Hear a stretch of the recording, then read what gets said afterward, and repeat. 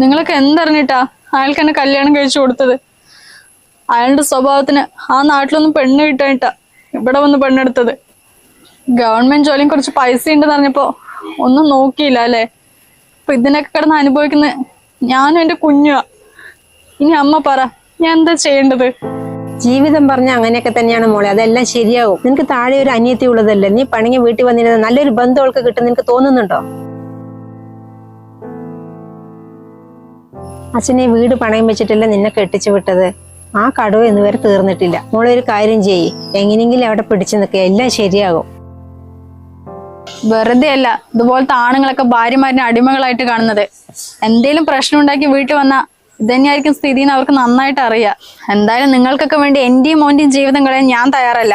ഈ സമൂഹത്തിൽ ഒരു സ്ത്രീക്ക് ഒറ്റയ്ക്ക് ജീവിക്കാൻ പറ്റുമെന്ന് ഞാൻ ഒന്ന് നോക്കട്ടെ.